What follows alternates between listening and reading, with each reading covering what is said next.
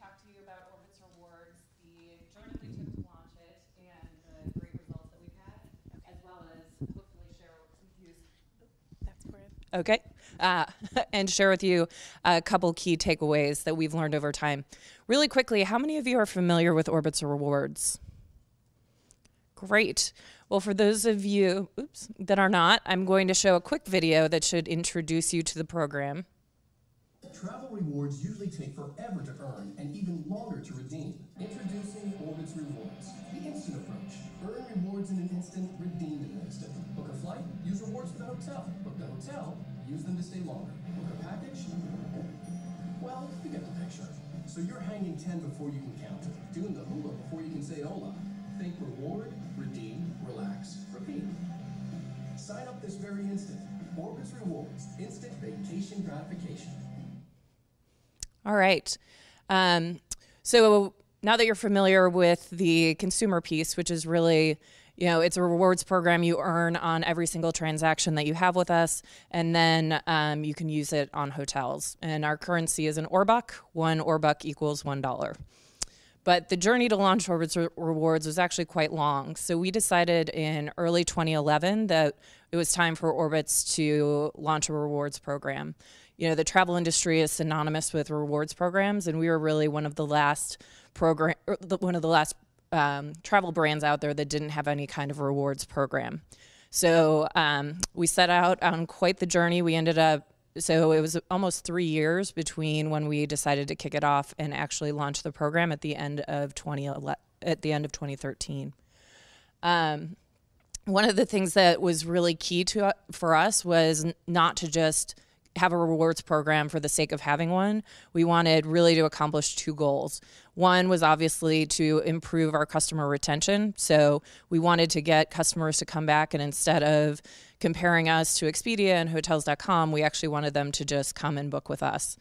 The other piece that was really important to us was figuring out how do we transition our really strong air business into hotels. And the reason for that, Orbitz was founded by the 5 major airlines in 2001. And because of that, consumers associate Orbitz very strongly with brands, but they never think about us when they're booking a hotel. And the reason that matters is margins within the travel business are very low on flights and very high on hotels. So we wanted to have a rewards program that could really leverage that strong air business, but start to get people to book hotels with us as well and get us into that consideration set. We also knew that if we launched a program that was just all about our goals, it wasn't necessarily going to pay off because consumers weren't going to care about it. So we spent several months talking to our customers. So we did qualitative research, quantitative, tons of focus groups, and we also tested out different ideas. So we had a couple ideas about what we wanted to do and what we wanted Orbitz Rewards to be, but that didn't necessarily mean the programs out there were bad, and we needed to understand what consumers really cared about. And really what came out loud and clear was customers wanted something that was fast, simple, and easy. So you saw our tagline was instant vacation gratification. That really came from all of the consumer insights that we got. Primarily, customers don't trust points. They've seen too many times that the airlines go and they change. It used to be 10,000 miles to get a free ticket, and now it's 30,000 miles. They're very skeptical of points. And so that's one of the reasons that we ended up with a program that was pegged to the dollar. It was a scary move in the sense if we were wrong on our economic projections, it would get very expensive very quickly. But we thought it was really important to be very clear and transparent to our customers. The economic modeling was probably, I would say, one of the most contentious pieces because the CFO kept asking, are you guys going to bankrupt the company? You're giving away a lot of money. How do we know that this is actually going to be profitable? And so I'm sure you guys all have played around with models. You can, by changing 1 or 2 assumptions, you can go from a extremely profitable program to an extremely unprofitable. So one of the keys really was getting that buy-in from finance for us to be successful. And so what we did during the design phase, we finally came up with a plan, which was that we were going to launch a pilot. And this was really unusual with loyalty programs. So typically what's done is you just roll it out on the site and you see what happens. We decided to take a different approach. So Orbitz is always running hundreds of tests every time you come to our site. We have a control group and somebody's going to see something different. So we decided to take that same approach with the loyalty program. So in April of 2013, we basically, if we recognized you, so we knew who you were through a cookie or you logged in, you went into one of three groups. And so you were either in our control, you had no idea there was a loyalty program, there was no press about it, we didn't talk about it, or you were invited into the program and you saw different treatments, but essentially you're earning 1% on flights, 3% on hotels, and there were no blackout dates. You could use your Orbux instantly. And so it was a very simple program. All you had to do, our tagline was one click and you're in. So you just had to click a button and say, yes, I want to join. We continued to really focus on the customer. And so throughout this process, we were doing a lot of research with both the test and control groups. And the feedback was fantastic. So I won't read them all, but we did love comments like, I love the auto 1% cash back. I'll be switching to you from Expedia. And, customers really got it. So no complicated tracking system or small print. Thanks for making it so simple. So they were really understanding what we had set out to do. Now, we were also looking at a ton of other metrics. So we were saying test versus control, what's happening to our profit. We had one group, one of our test recipes that was not profitable. And so we quickly got rid of that. And that's where we netted out on the 1% and 3%. Another measure that we look at quite a bit at Orbitz is Net Promoter Score. And this is one of the more surprising things. So not a surprise, test versus control. So controls on the left, all the way on the right are people who decided to join the program. Those folks, much more engaged with Orbitz, they're getting something out of it, their Net Promoter Score was higher. What we never could really come up with a great story for was this middle group. So these are people who were invited to join the program, they saw messaging about it, didn't join for whatever reason, and their Net Promoter Score was still higher than the control. We had a lot of debates about it. Did it mean that customers didn't understand that they actually had to join? Or did it just mean they thought, oh, wow, that's interesting. They're doing something different. Maybe it doesn't apply to me. But regardless, we never settled that debate, but it was a really interesting outcome. So now that we were armed with all of the data, could conclusively and quantitatively prove to the CFO we were not bankrupting the company, we were actually going to be improving our financial results, we decided to launch in October of 2013. So we launched on both the mobile app and the desktop at the same time. And we were so excited to launch. When we launched with the mobile app, we added a bonus. So if you were booking on the mobile app, which we always want you to download the mobile app and use it and have it on your phone. The reason being, if it's on your phone and, I don't know, you get stranded in New York, because we're on your phone, you're going to use us instead of just going and searching and maybe ending up on Expedia instead. So, but we were so excited, we came up with a concept called loyaltization, which was essentially we were going to blanket the site with loyalty. So you can see we had in the top, in the header, we had new Orbitz rewards, and we had that banner at the top. In between, like within the search results, we had promotions that we were calling out. Then we got really excited and decided within each search result, we were going to talk to you about in this case, you could earn double Orbux because you were booking on United. So it was telling you how much you were going to earn. Plus we were talking to you about another promotion that was $10 if you join. And in every single card, we were actually telling you that you should join the program. Not a smart move in the sense customers at the point they're looking at search results, they haven't even decided if they're going to go on a vacation. And we're trying to talk to them about, oh, you really want to join this program and you don't even know if you're going to be booking at all. We also at launch, because again, we were so excited, we had 13 promotions that were running. So you could get 5% back if you booked on Qantas. You could get 30 Orbux if you joined through Google Wallet. You could get 25 Orbux if you referred a friend.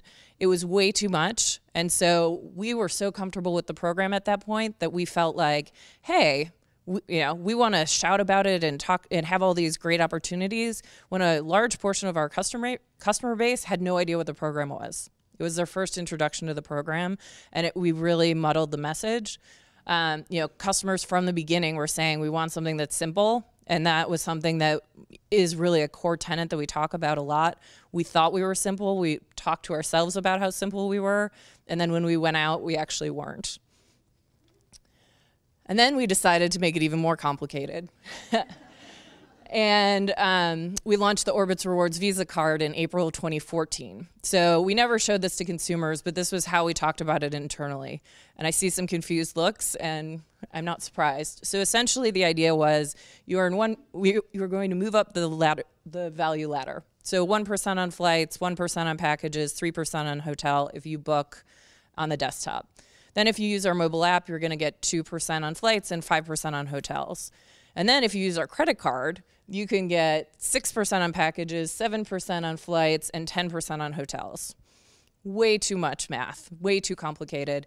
Actually, one of my most disheartening moments was we were doing a focus group with some of our top customers, and we showed them a printout of some of our landing pages. And one of the guys sat there for about 5 minutes staring at this paper, and he said, "So basically you're telling me I can earn everything but 4 and 9%.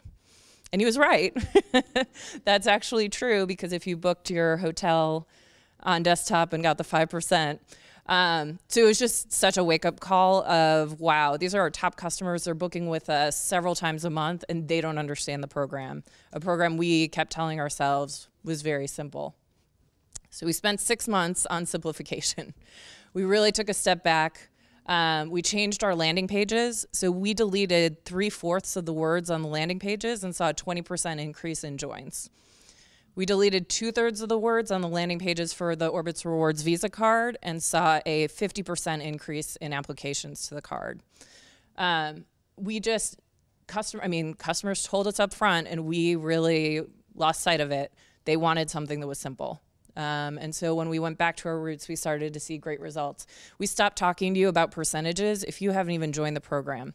So we really went with this messaging of 1, 2, 3, earn, redeem, repeat. Very simple. And customers really got it. We also called out 1 Orbuck equals $1. As much as we thought that was simple and listening to what customers wanted, what we realized through research was they were so skeptical of points that they didn't believe that it was actually pegged to the dollar. So we needed to reinforce that with them. So you see that messaging in all of the emails that go out. We just really try and talk about the value of the Orbuck. We also cleaned up the search results card. This is the air card. You can see all that we talk about in here is earn. So just the little Orbitz reward symbol, earn 223. You see that symbol at the top of the screen where it talks about Orbitz rewards. Customers are smart. They can figure it out if they want to. We're not talking to you about joining. I mean, if you have 50 search results, you had 55 chances to join on one page. Now you just have the 5. So simplification has been key. Really listening to what the customers want and remembering that at least for our customer base, the average customer only takes 2 trips a year. So it's not like they're coming to our site every single day. Trying to have a really complex program that they're going to understand and engage with isn't going to work. So and what's been great is we do an Orbitz Rewards awareness study every 6 months. And so we did one twice. It was very depressing results. And then we kicked off simplification. And so we did one at the end of the 6 months that we did it, and then 6 months later. And we more than doubled the understanding of the program for our members, as well as for people who are not members. We do still have one problem, which is there are a lot of people that think they are members, but are not. And so we're trying to figure out what we can do with that piece. Probably going to start doing some CRM campaigns and trying to figure out what works to get people to understand, like, yes, you do have to check the box to say I want to join. But at the end of the day, this program has transformed the Orbitz business. So for our customers, one of our goals was to improve retention and get customers to book hotels. While we're getting more transactions per member, what's interesting is when they're using their Orbucks, they're either staying longer. So they used to stay 3 nights. They now have 100 Orbucks, so they can stay for 4. Or they're staying the same amount of time, but then they're upgrading to a 4 or 5-star hotel. So we're really using these Orbucks we thought it would just be a discount on what they were already doing. It looks like they're actually doing it to improve their vacation experience. We also have had really great call outs in the press. When we launched, Travel and Leisure said it's a loyalty program that's smart, transparent, and a hell of a business move for this popular OTA. The New York Times called out it's simple to use and immediate gratification, no points to calculate, no blackout dates. So really, while it's resonated with consumers, the press also gets it too. And the industry has really rewarded us as well. So we were rated the #1 travel rewards program by the American Consumer Satisfaction Index last year. We received an API award. We also locally received the Illinois Technology Association Best Technology Development because we built this all in-house with our development teams. And at the end of the day, the impact for the bottom line has been fantastic. So Orbitz Worldwide loves this program as well. We are getting, our customer lifetime value has gone up, both member versus non-member, but also if you look at what it was before, you can see a step change in terms of customer lifetime value as people join the program. Their repeat rates are going up. Their engagement with Orbitz in general has gone up. We've also seen an increase in the hotel attachment rate. That is a number that we have looked at for as long as I've been at Orbitz. And it's essentially for everybody who books a flight, what percentage of them actually go on and book a hotel. We have tried everything. So for the 3 years that I was there before we launched Orbitz Rewards, we could not move the needle on this metric.